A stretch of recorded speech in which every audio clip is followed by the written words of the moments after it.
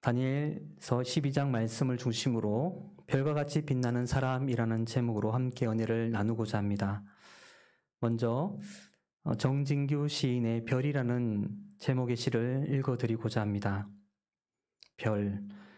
별들의 바탕은 어둠이 마땅하다. 대낮에는 보이지 않는다. 지금 대낮인 사람들은 별들이 보이지 않는다. 지금 어둠인 사람들에게만 별들이 보인다. 지금 어둠인 사람들만 별들을 낳을 수 있다. 지금 대낮인 사람들은 어둡다. 별은 어두울수록 더 잘 보입니다. 그렇습니다. 어두운 밤일수록 별은 더욱 아름답게 빛납니다. 우리의 현실이 녹록하지 않고 어두울수록, 우리의 마음이 어두울수록 우리는 더욱 별을 잘 볼 수 있습니다. 아기 예수님의 탄생을 축하하기 위해서 동방 박사들이 별을 따라갔듯이 우리의 마음이 더욱 어두울수록 우리는 아기 예수님을 더욱 잘 맞이할 수 있습니다. 또한 우리의 삶이 더욱 어둡고 힘겨울수록 우리의 삶도 누군가에게 별처럼 희망을 주는 빛을 전해줄 수 있습니다. 또한 별을 바라볼 수 있다는 것은 우리가 서 있는 땅에 우리가 발을 딛고 서 있을지라도 우리의 눈은 하늘을 바라볼 수 있다는 것을 의미합니다. 우리가 바라보아야 하는 것은 땅이 아니라 하늘입니다. 하나님이 역사하시는 손길이 바로 오늘의 땅의 삶을 결정짓는다는 사실을 인식하고 살아가는 삶입니다. 우리는 우리의 삶의 자리, 곧 땅으로 내려오신 하나님, 곧 아기 예수님의 탄생을 맞이하는 시간을 기다리고 있습니다. 우리의 눈에 보이는 세계 너머의 하나님의 나라가 이제 우리의 삶의 한가운데로 임하였다는 사실을 우리가 진정으로 깨닫는 것, 그 하나님의 나라가 우리의 삶 가운데 임하고 있다는 사실을 깊이 받아들이고 깨달을 때 우리의 현실은 임마누엘의 하나님, 곧 우리와 함께 하시는 하나님을 우리의 삶 가운데로 초청하게 됩니다. 임마누엘의 신앙의 고백은 우리의 현실을 새롭게 바라보게 합니다. 이는 우리의 본향이 하늘나라에 있음을 잊지 않는 것을 의미합니다. 바로 우리의 삶은 경계인의 삶입니다. 이 땅에 발을 내딛고 살아가지만 우리는 하늘나라를 소망하는 사람들입니다.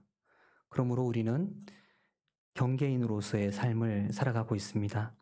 본문 속에서 하나님의 역사하심의 손길을 소망하며 나라를 잃은 포로민의 삶 가운데도 하나님의 말씀을 붙들며 별과 같이 빛난 삶을 살아간 다니엘을 만납니다. 다니엘의 시선을 따라 오늘 어두운 현실 가운데 별과 같이 빛나는 삶으로 살아갈 수 있는 삶의 원리를 우리는 말씀 가운데 발견하게 됩니다. 별과 같이 빛나는 삶의 원리를 통해서 그 삶의 원리를 우리의 삶에 적용함으로써 하나님의 기쁜 은혜를 살아내는 성도님들 되시길 소원합니다. 12장 1절 말씀입니다. 그때에 내 민족을 호위하는 큰 군주 미가엘이 일어날 것이요 또 환난이 있으리니 이는 개국 이래로 그때까지 없던 환난일 것이며 그때에 내 백성 중에 기록된 모든 자가 구원을 받을 것이라. 별과 같이 빛나는 사람으로서 삶의 첫 번째 깨달음은 바로 우리의 모든 삶이 하나님의 주권 아래에 이루어지고 있다는 사실입니다. 그 사실을 믿음으로 받아들이는 것입니다. 또한 하나님은 자신의 백성을 결코 환난 가운데 그냥 내버려 두지 않으시고 그의 책에 우리의 이름을 기록하여 구원에 이르게 하신다고 말씀하고 있습니다.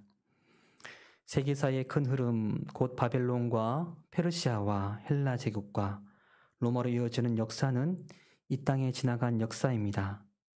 그 역사를 다니엘은 환상 가운데 바라보고 있습니다. 그러나 분명한 것은 이 땅의 역사이지만 그 모든 역사는 하나님의 다스림 안에서 일어난 이 땅의 역사라는 사실입니다. 그 역사의 이면에는 천상에서 벌어지는 전쟁이 먼저 있었다고 합니다. 역사의 격동기 가운데에 고난받는 이스라엘 백성들을 바라보며 기도하는 다니엘에게 군주 미가엘, 곧 이스라엘 백성을 지키는 군주 미가엘이 싸움을 이겨서 이스라엘 백성들을 고난 가운데 건진다는 말씀을 다니엘에게 하고 있습니다. 결국 하나님의 백성이 구원을 받게 될 것을 말씀하고 있습니다. 이처럼 오늘날의 우리의 삶도 우리의 현실, 눈앞에 있는 현실이 눈앞에 보이는 것이 전부인 것 같지만 실상은 우리가 보이지 못하는 육신의 눈으로 볼 수 없는 하나님의 세계가 이미 우리의 세계를 다스리고 통치 가운데 우리의 삶이 이루어지고 있다는 사실을 아는 것입니다. 또한 주목할 말씀은 책에 기록된 모든 자들에게 임하는 구원입니다. 환난 가운데 신실하게 하나님을 향한 신앙을 지킨 자들에게는 하늘나라 시민의 명부에 기록될 것을 분명히 말씀하고 있습니다. 우리는 이 부분에서 구원의 실질적인 내용이 무엇일까 질문하게 됩니다. 2절 말씀입니다.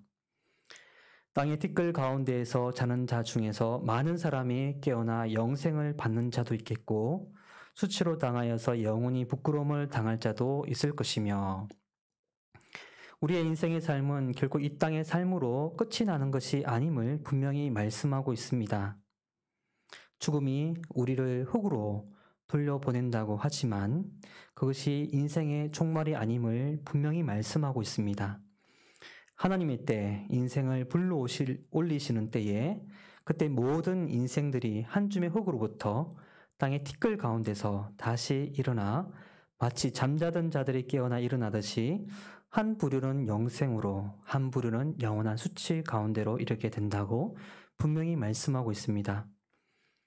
특히 다니엘은 지금 고난 가운데 있는 이스라엘 백성들에게 분명 우리의 삶이 끝나고 다시 하나님께서 살리시는 그때에 하나님의 기록된 책에 따라 한 부류는 영생으로 한 부류는 영원한 수치로 갈라질 것을 말씀하고 있습니다.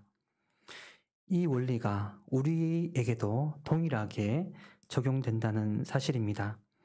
이는 우리의 고난의 삶의 현실 속에서 우리의 선택이 무엇이냐에 따라서 하나님을 향한 신실함을 지키는 자에게 주어지는 하나님의 응답이 주어진다는 사실입니다.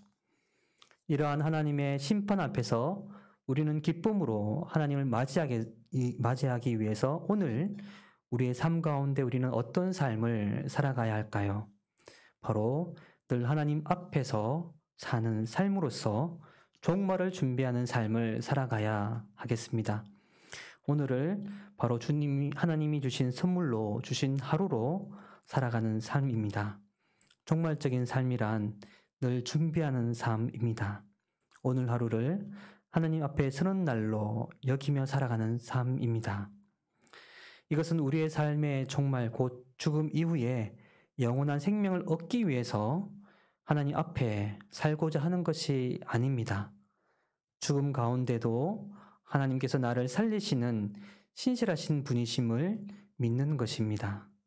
우리를 하나님께서 다시 살리시는 것을 믿는 믿음 가운데서 그 하나님의 신실하심을 의지하며 오늘을 살아가는 것입니다.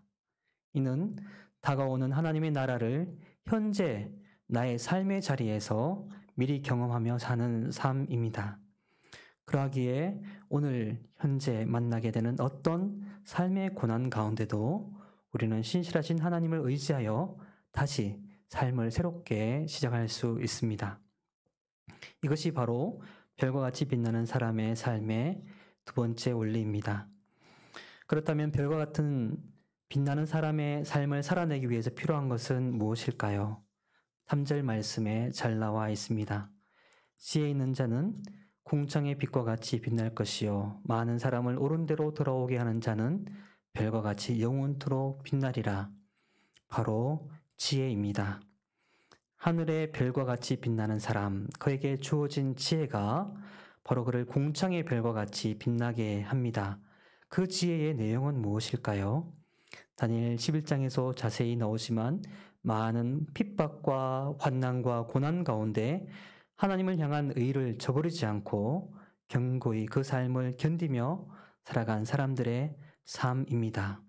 그들의 삶은 자신뿐만 아니라 많은 사람들을 생명으로 이끈다고 말씀하고 있습니다. 살아있지만 타협하여 부끄러움에 차는 사람들은 역사 속에서 부끄러운 이름으로 남아있습니다. 일제강점기에 온몸이 고문으로 성한 곳이 없지만 조국을 위해 죽을 수 있는 목숨이 하나밖에 없어서 슬프다고 고백했던 유관순 열사의 고백과 같이 신사참배를 거부하고 일사각오로 그 신앙을 지킨 주기철 목사님과 같이 올고전 그분들의 삶은 영원히 별과 같이 빛나고 있습니다. 오늘의 삶 속에서 칠흑같이 어두운 민족의 현실 속에 별처럼 빛났던 그분들의 신앙을 바라볼수록 우리는 너무나도 풍요로운 삶 가운데 살아가고 있지만, 너무나도 평안한 삶 가운데 살아가고 있지만 우리의 신앙은 너무나도 가난하고 너무나도 가볍지 않은가 되묻게 됩니다. 4절 말씀에 사람들이 빨리 왕래하며 지식이 더하리라 라고 말씀하고 있습니다. 사람들은 더욱 지식이 많아졌고 끊임없이 자신의 욕망을 충족시키느라 분주한 삶을 살아가기에 바쁩니다. 너무나도 분주하기에 자신의 삶을 스스로 통제할 수 없을 만큼 달리기에 바빴기에 오늘날 우리의 삶을 멈추게 하는 것은 아닐까. 하나님께서 오늘 잠시 멈추어서 우리 삶의 가운데 무엇이 진정 가치 있고 그렇지 않은지를 살펴볼 것을 하나님께서 요구하고 있는 것은 아닌가. 오늘의 삶의 현실이 하나님의 손길이 임하고 있지 않은가 조심스럽게 묻게 됩니다. 하나님을 찾고 하나님의 기뻐하시는 뜻을 삶으로 살아내는 것에 대한 갈망, 그 갈망은 너무나도 오늘날 미련하게 보이며 참된 지혜는 너무나도 소외되고 있는 것 같습니다. 참된 지혜는 바로 하나님의 뜻을 구하는 그 갈망에 있습니다. 평안함과 안락함이 이제 하나님에 대한 예배에 대한 갈망을 놓치게 하고 하나님을 경외하는 자리에서 벗어나게 한다고 한다면 오히려 고난과 연단의 시간은 다시금 우리를 하나님께 이끄시는 하나님의 손길임을 우리는 부인할 수 없습니다. 본문 6절 말씀에서 한 세마포 입은 사람이 다른 한 사람에게 중요한 질문을 합니다. 이 놀라운 일이 언제까지입니까? 라고 묻고 있습니다. 곧 하나님의 백성의 고난이 언제까지인지 묻고 있습니다. 7절 말씀에서 말씀합니다. 한때, 두때, 반때를 통해서 성도의 권세가 다 깨어지기까지이니 그렇게 되면 이 모든 일이 끝이 나리라. 곧 하나님의 고난의 시간은 오히려 성도들의 권세가 다 부서지기까지 진행된다고 말씀하고 있습니다. 고난이 얼마나 극심한지 말씀하고 있습니다. 그런데 우리는 이러한 고난의 현실 속에서 역설적인 새로운 사실을 발견하게 됩니다. 이 고난의 상황은 바로 기로 알곡과 죽정이를 구분하듯이 지혜로운 자와 악한 자를 구별하는 시간입니다. 10절 말씀입니다. 많은 사람이 연단을 받아 스스로 정결하게 하며 희게 할 것이나 악한 사람은 악을 행하리니 악한 자는 아무것도 깨닫지 못하되 오직 지혜 있는 자는 깨달으리라. 우리의 삶의 여정 가운데 닥치는 어려운 고난은 바로 하나님께서 주시는 연단의 선물로 우리 자신을 더욱 정결하게 하고 깨끗하게 하시는 시간입니다. 그래서 더욱 하나님을 향한 믿음을 놓치지 않게 하시는 하나님의 인도하심의 손길입니다. 그러나 악인은 지혜가 없어서 그 시간의 의미를 깨닫지 못합니다. 그러하기에 더욱 어려울수록 우리는 하나님의 신실하심을 바라며 굳건히 나아가야 하겠습니다. 그러므로 별같이 빛나는 사람의 삶의 비결은 바로 고난 가운데 더욱 하나님의 뜻을 구하며 우리 자신을 스스로 정결하게 하는 것입니다. 하나님이 주시는 지혜로 시대를 분별하는 것입니다. 잠시 오늘의 우리의 삶 속의 고난은 무엇인가 묻게 됩니다. 그것은 바로 하나님을 향한 갈망함으로 하나님 앞에 머무를 시간을 허락하지 않는 것, 우리의 마음에서 하나님을 바라보는 시선을 빼앗는 것, 절대되지 않는 욕망을 부추기는 세상의 분주함이 오히려 우리 삶 속에 있는 고난이 아닐까 생각해 봅니다. 마지막 때의 상징으로 11절 말씀에서 경고하는 것이 나옵니다. 바로 하나님을 향한 예배가 폐하여지고 멸망이 가정한 것이 예배되는 사건을 말씀합니다. 예배를 드릴 수 있는 자유가 사라지는 때, 나아가 진정으로 경배되어야 할 하나님의 자리에 만모니즘과 같이 세상의 가치가 우리의 관심을 다 사로잡아 그것을 경배하는 것입니다.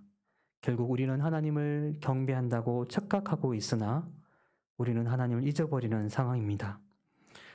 그러므로 신실하신 하나님 앞에 신실하게 서지 못하게 하는 모든 상황으로 이끄는 세상에 대해서 우리는 늘 깨어서 다시금 하나님 앞으로 나아가야 하겠습니다. 그러한 자들에게 다니엘서의 결론의 말씀이 주어집니다. 13절 말씀을 세 번역으로 다 같이 읽도록 하겠습니다.